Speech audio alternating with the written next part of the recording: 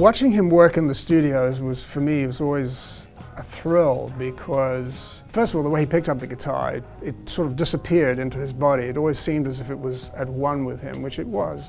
There was this sort of mental process of, here's the thought, here's the song, and it goes almost immediately. There's no delay, there's no digital delay. It goes from the brain, through the heart, and out into his fingers and onto the guitar. There's just seamless.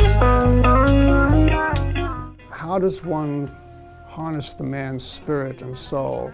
It's contained in the music, and my job is to, A, find all the best songs and the best takes, along with Jimi Hendrix and John McDermott. We're the three musketeers. We do all of the records. Our job is to try to, over the years, put together what we feel is the best of what is there and make the best of it and keep the legacy alive. And this record was particularly interesting as a challenge because we knew in advance this was going to be the last of the studio albums. And two, we wanted to make sure that this showed a particular point in Jimi's career. It reflects this period from '68 to '69, and Jimi was jamming and improvising and rehearsing, and fortunately the tape was rolling.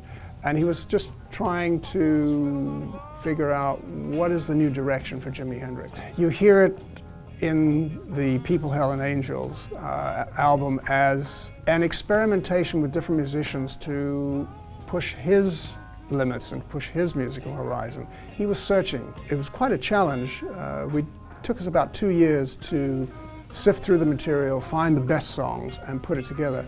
At times it's like capturing lightning in a bottle because those performances are so incredible, and what I have to do is try to protect the performance and not be tempted, I think is the word, by modern technology and overdo the technology. I want to make it sound very contemporary, but at the same time it has to have strong roots in the past. And that's what we have come up with, is this formula of how to make the best of what's there. So when you put the record on, it sounds like it was done yesterday. This is the feeling that a lot of people are telling me, which is I've achieved my goal in that respect. It's a very fresh, in-your-face sounding album. Well, whenever we put the tapes up and we're making transfers and I'm listening to something I haven't heard in 40 plus years, it's always like, wow, okay, I remember that was cool. And listen to what he's doing. Every successive take is always a revelation. There are those moments when I'm spooling through the tape and I stop on a take and get to the end of it and there's this chatter between Jimi and I, and you go, oh, that was hilarious, I remember that. And it always, it sticks in your brain, and you put the tape up and you're listening to a few bars of Jimi which you haven't heard in 40 plus years, and the hair on the back of your head stands straight up and you go, yeah, that's a pretty nice time, I remember that.